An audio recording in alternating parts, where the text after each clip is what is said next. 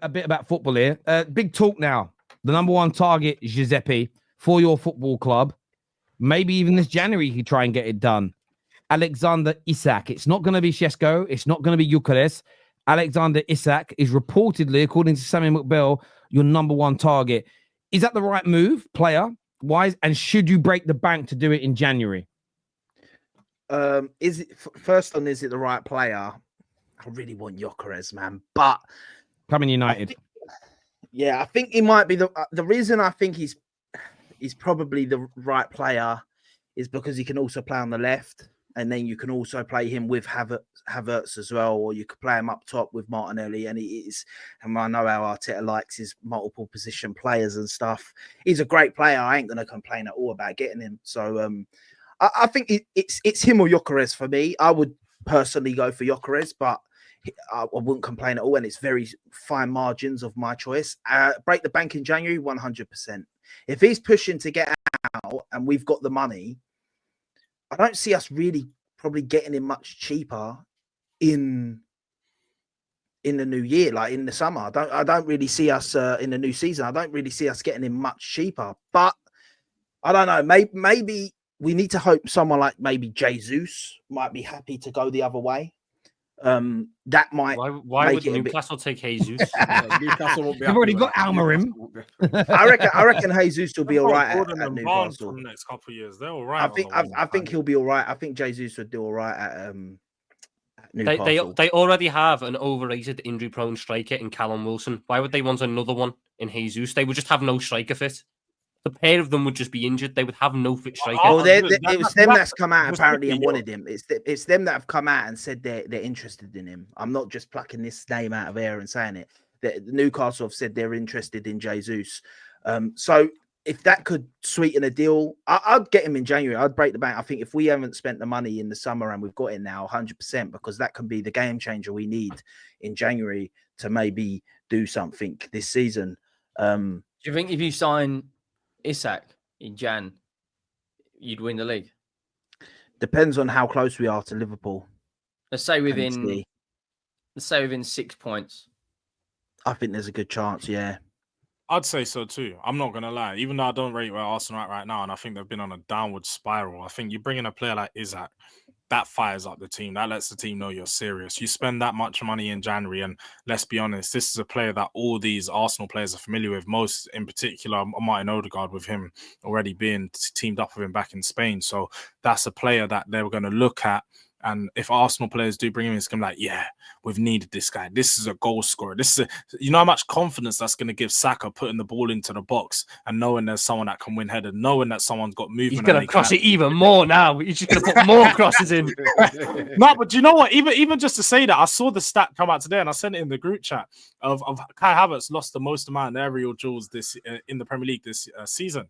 And always Arsenal fans go out and say, yeah, he wins headers. He's great in the air and all these things. He's not. He's really not that effective in the air. He may win a couple of headers and, flick it on a couple of times and it looks decent. But when you actually look at the percentage rates, it's not great. He's really not looking that good. So when you look at Isak coming into Arsenal, for me, it's a game changer. It's sort of a missing piece of a puzzle. Arsenal have needed a striker, and Giuseppe, it's a fair comparison to him and Gyökeres. But if we're being honest with what we've seen with our eyes, let's be honest now, there is no comparison because Alexander Isak has all-round play. For me, probably the best striker footballing wise. When I just look at as a footballer, take away from how impactful they are in their numbers, he's probably the most all-round best striker there is in the league. I think on the ball, like I said, he can take a player down the left wing. He can beat his man. He's got the flair. He's the type of player that gets fans off their feet.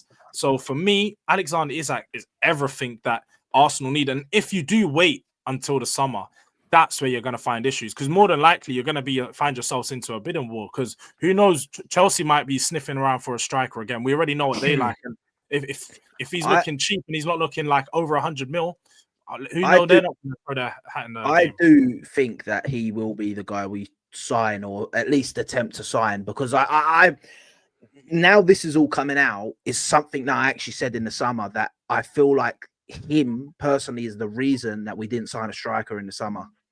Like, I generally believe that now that Arteta, maybe Arsenal want him, and we were known that we couldn't get him in the summer. Like, it was just known that they weren't selling him.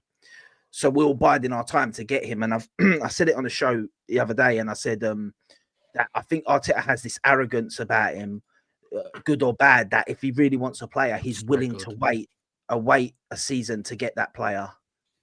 You know, he won't just compromise. If he wants Isak, he'll be like, I'd rather wait a season and get Isak in January or come the end of next season than sign someone else. Do you know what I mean? So I can see it happening and us getting him. I don't know if it'll be in January. That would purely be on if Newcastle are willing to sell him in January. That's the thing, though. Like, if he goes in January, you're going to be looking at north of 100, right? If he goes in the summer, you're probably going to be looking at around 100, I think, personally, when you look at his contract situation. Because Newcastle, they don't have to sell him, you know. But if you sign Isak, you're going to be 850 million or something like that, or close to 900 million under Arteta.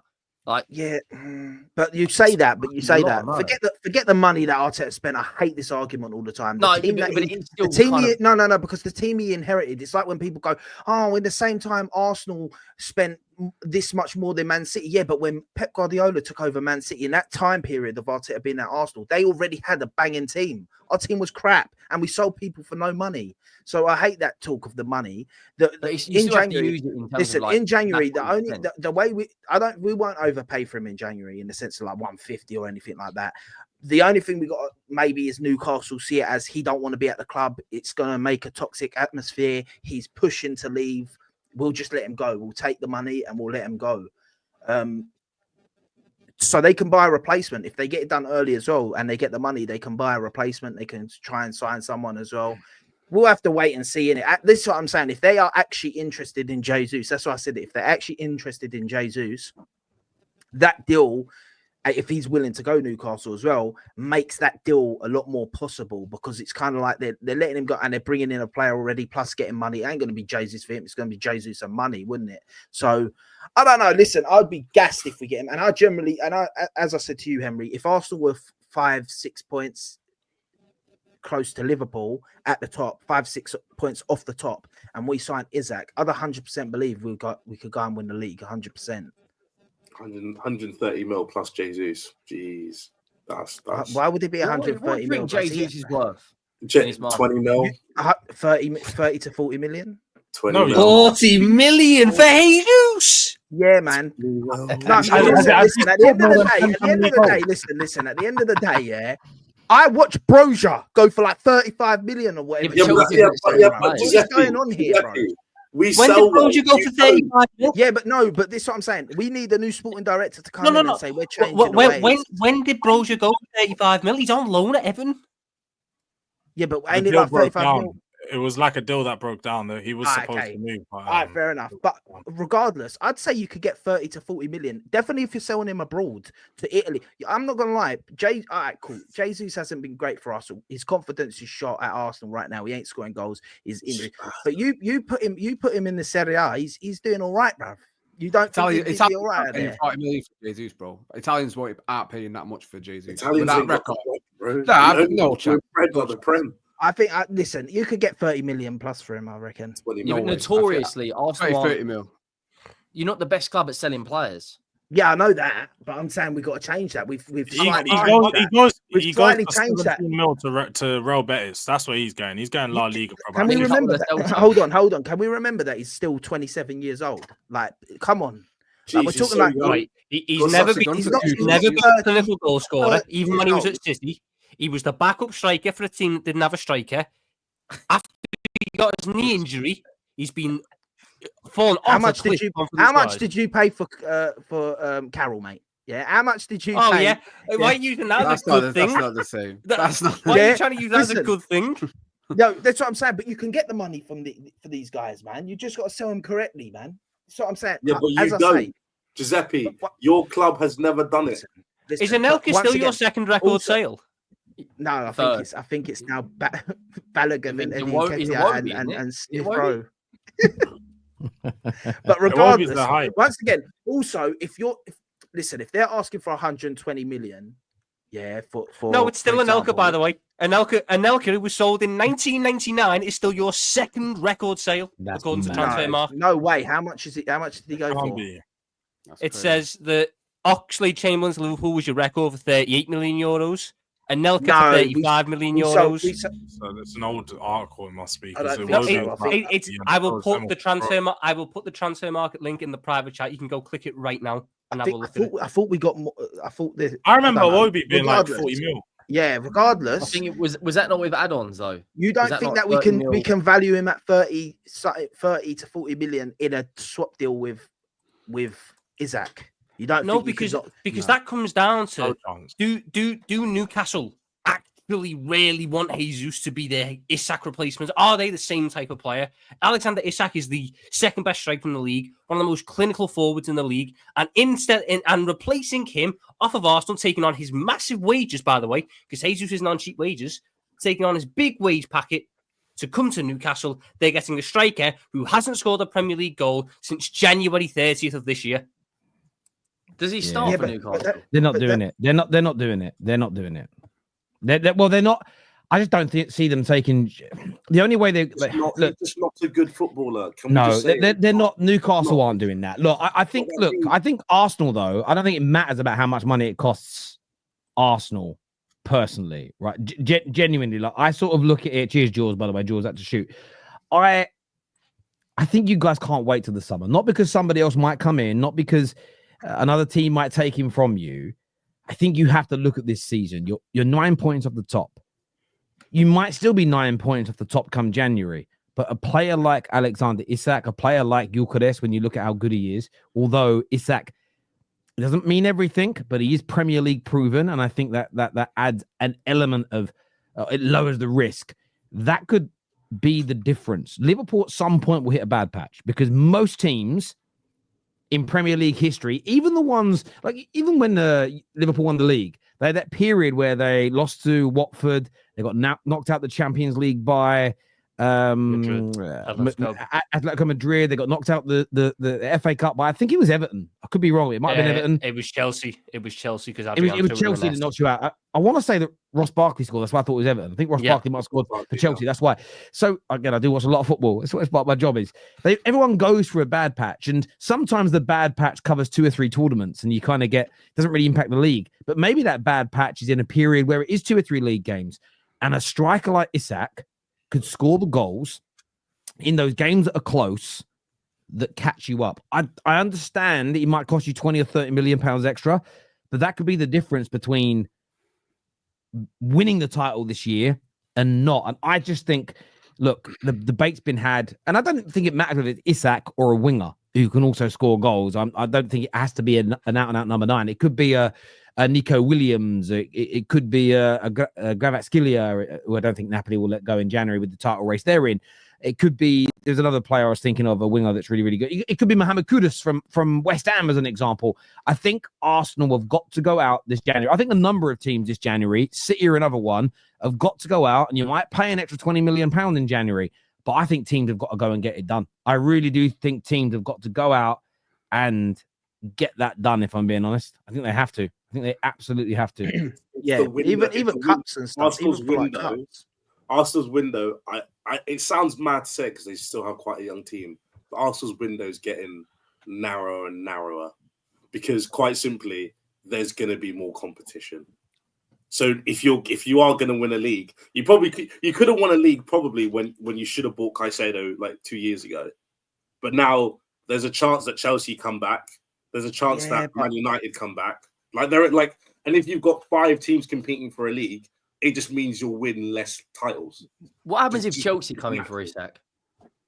Let's say we're around January, and you two teams there's only a couple of points in it, which there only is goal difference in it now, because Chelsea can basically rest everyone for the Conference League, and Arsenal have got to play their fully fit squad every week. If we're around January, and we all know Chelsea won a number 9, they've been talking to Osimhen for near on a year now. What happens if there's 2 or other 3 clubs that are willing to pay more wages than Arsenal because they've got the highest wage bill in the league at the moment?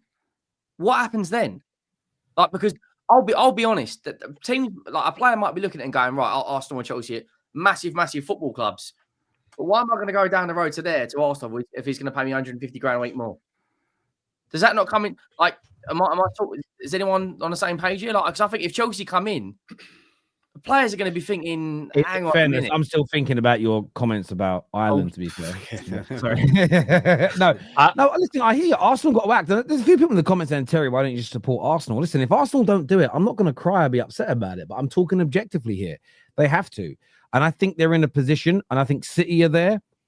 We might come to January and see that Liverpool are in this situation, Tom, where you go, do you know what? We've actually got to go and spend now. And it might cost 10, 20, 30 million more. By the way, Man United can have a really good spike under Ruben Amorim. And we get to January and we say, do you know what? I know we weren't going to go for Gyökeres until the summer, Ruben, or we weren't going to buy anyone massive until the summer, but we're only 4 points off third. Okay, let's just paint a world where these Man United players, whether they can do it for 3 or 4 seasons is irrelevant. Let's just say we've done it under Ollie. Let's say we win 9 of our next 10 league games. Let's just throw that hypothetical out there. We could get to January where it's a case of, okay, we had a target that in the summer would cost 60, who might cost 80 now, but the circumstances have changed. We're in this race. We're in this tournament. Let's go and get it done now. And I think that's where fans have to be so much more malleable in I think that's the word I'm looking for, in these situations where they can mold a bit and go, do you know what? I don't want us to overspend. I don't want us to do, but sometimes the situation dictates you should. And Arsenal is an example. There's been many a time in the last 2 decades. I remember when you guys were linked to Higuain. There's been times you've been in title races, and that quality January signing may have won you the league, and you never did it. You know, and I just think there's been times even in recent years with Liverpool where they've been close, and you got to that January and you think if you went out and bought that extra stardust, maybe you'd have beaten City to that league title. And I just think every club and every fan base has to be open to the situation being different to what they expected, and therefore go out and break the bank, go out and spend an extra 10, 20, 30 million if needed for the right target. Don't spend it on a load of shit like Man United did with, no disrespect, it was good for Arsenal, but Alexis Sanchez was a stupid signing for us because he didn't want to be with us. We only turned his head because we offered him 300 grand a week more than City did. Don't do nothing stupid like that. Don't go and say, oh, do you know what is that? Do you want to join Arsenal? No, I'm not interested. All right, 500 grand a week. Okay, then. That's not going to work. It needs to be someone that wants you. But I think Arsenal fans, Liverpool, I think everyone's got to open up their eyes a bit here and realize that come January, you look at the tightness of this league this year. 4 points separates third from third fucking 10th. This year's going to be different. Sorry, Double A. Go on, mate. No, sorry.